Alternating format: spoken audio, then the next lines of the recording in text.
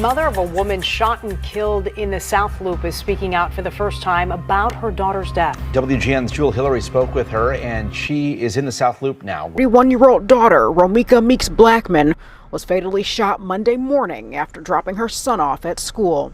We want justice! Described as kind, sweet, loving, very supportive, and an amazing mom, Romeca was working and studying to become a nurse. Right before her death, police say a fight broke out.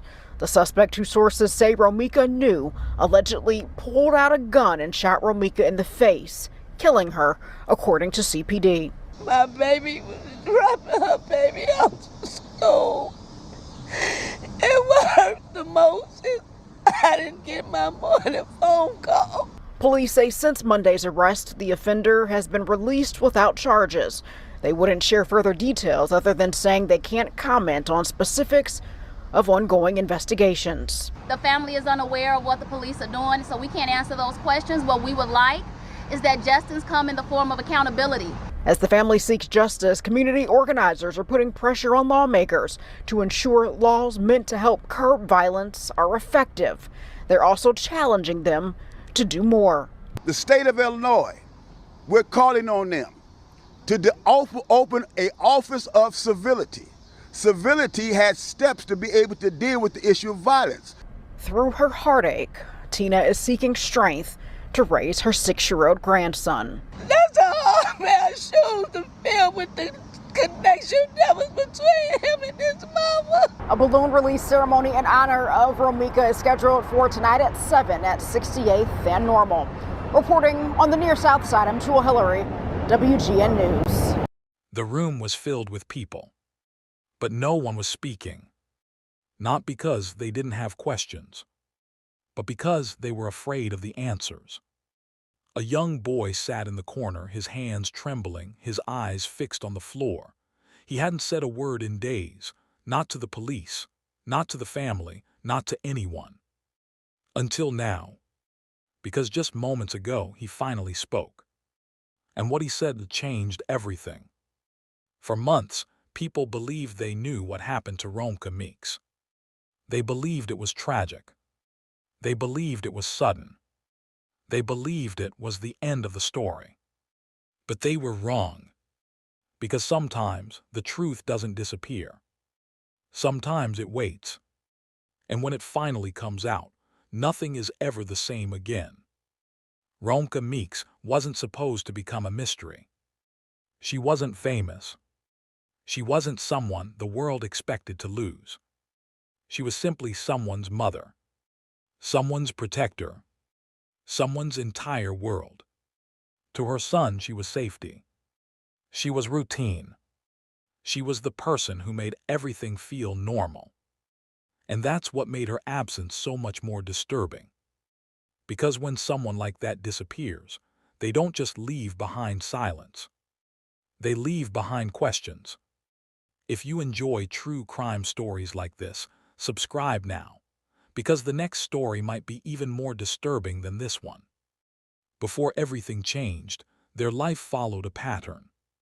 Simple, predictable, safe. Mornings were quiet, evenings were calm, nothing ever felt out of place. Romeca was known as someone who carried strength in her presence. She didn't speak loudly, she didn't demand attention, but she was always aware, always watching, always protecting. Her son depended on her for everything, and she never gave him a reason to feel unsafe. Until the day she did. It began like any other day. No warning, no announcement, no sign that anything was about to break. The air was still, the house was quiet. Too quiet. At first, nothing seemed wrong. But then something disturbing happened. She didn't answer her phone. Not the first call. Not the second. Not the third. That wasn't like her. Romeca always answered. Always. Her son remembered standing there, staring at the screen, waiting for her name to appear, waiting for the vibration, waiting for the sound. But it never came. Instead, hours passed. And with every passing minute, something felt worse. Not panic. Not yet. Just a feeling. A feeling deep in his chest. A feeling that something wasn't right. Because children know. They feel things adults ignore. They notice changes others dismiss. They sense danger before it arrives. And that day he felt it. Before we continue, comment where you are watching from right now. I want to see how far this story is reaching. Because stories like this don't stay in one place. They spread. They reach people who never expected to hear them. They reach people who understand loss. They reach people who understand fear. And that's exactly what happened next. The moment they realized Romeca wasn't coming back on time, the questions began. Where was she? Who saw her last? What happened in those final hours? At first, everyone assumed there was an explanation. There is always an explanation. A delay. A distraction. A misunderstanding. But explanations require answers. And there were none. Her phone stopped responding. Her presence stopped existing. And her absence began to grow heavier. Hours turned into a night. And that night turned into something no one was ready for. Because absence has weight. And the longer it stays, the heavier it becomes. Her son didn't sleep. He couldn't. He sat there waiting. Listening. Hoping. Because hope is the last thing people let go of. Even when everything tells them they should. But then something disturbing happened. The knock came. Not loud. Not aggressive. Just enough to change everything.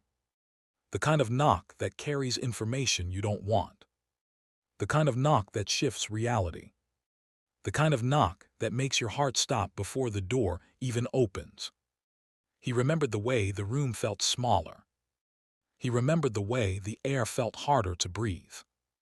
He remembered the way time seemed to slow down. Because deep down, he already knew.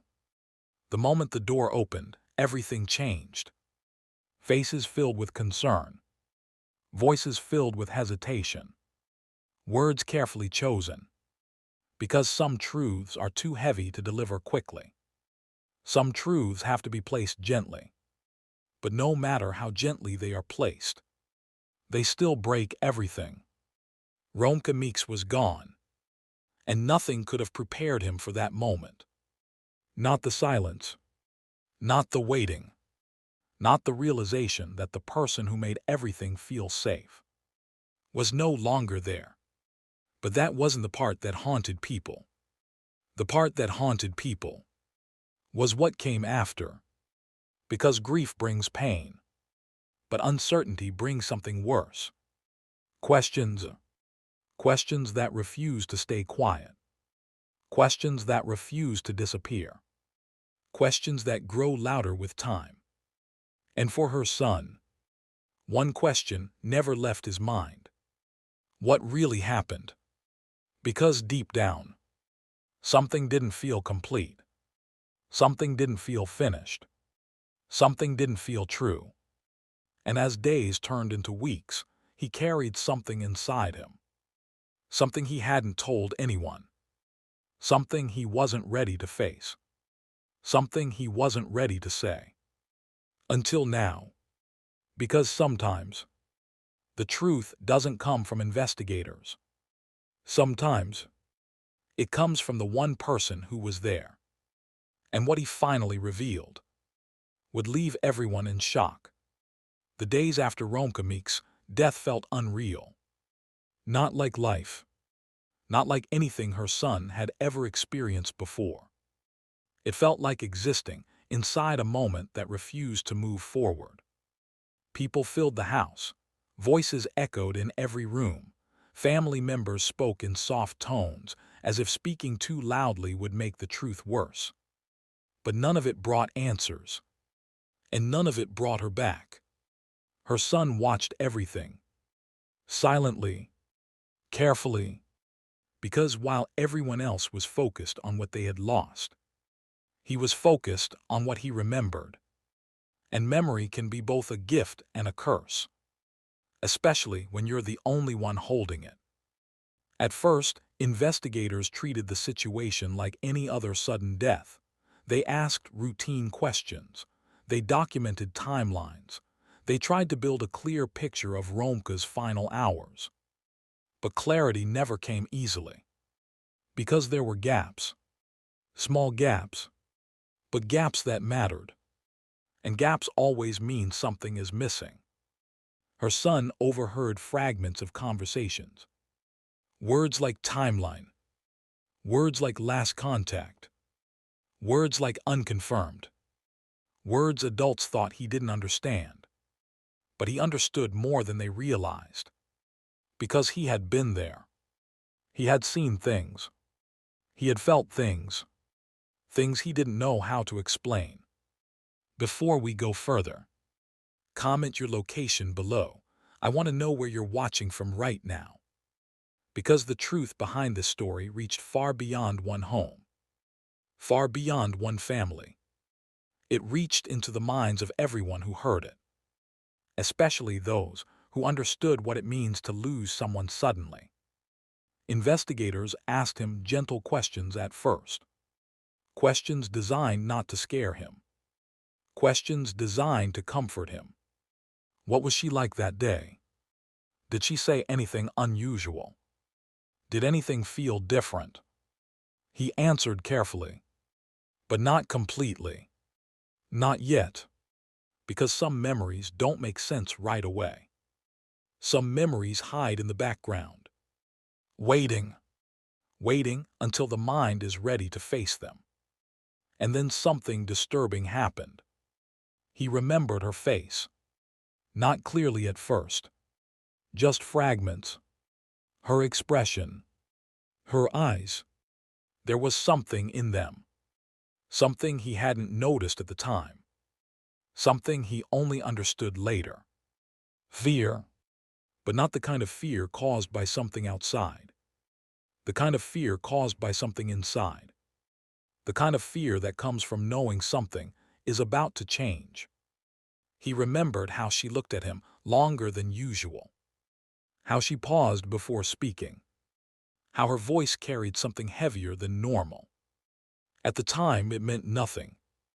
Now it meant everything. Because people don't always say goodbye with words. Sometimes, they say it with silence. Days passed, and the silence inside him grew louder. Because memory doesn't stay buried forever. It rises. Slowly. Painfully. Inevitably. He began remembering small details. Details others overlooked. Details investigators didn't know existed. Details that changed the story completely. He remembered hearing something that night. A sound. Soft. Quick. Almost unnoticeable. But real. He remembered waking up briefly. He remembered seeing movement. He remembered feeling confused. At the time, he told himself it was nothing. Because children often convince themselves that strange things are normal. It's how they protect themselves. But now he wasn't so sure. If you're still watching, comment truth below. I want to know what you think really happened. Because what he remembered next was the detail that changed everything. He remembered her standing there. Not panicking. Not screaming. Just standing. Still. Silent. Thinking. As if she was deciding something. As if she was preparing herself. And then, she saw him. For a moment, neither of them spoke. Neither of them moved. They just looked at each other. And in that moment, something passed between them. Something unspoken. Something final. He didn't understand it then.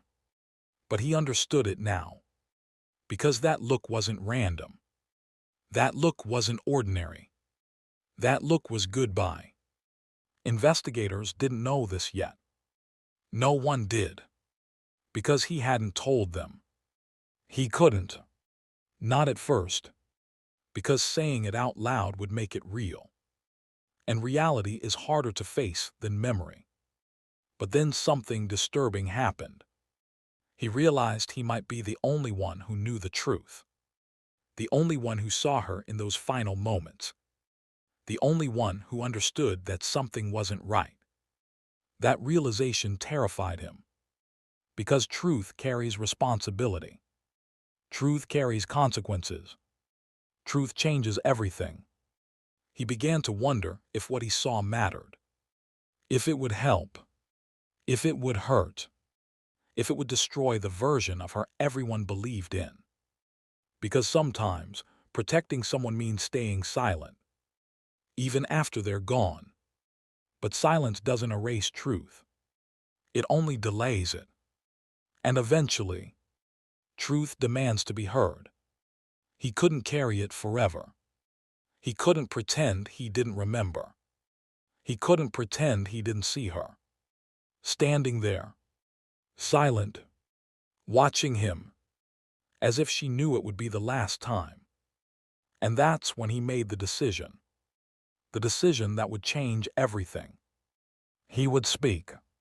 He would tell them what he saw. He would tell them what he remembered.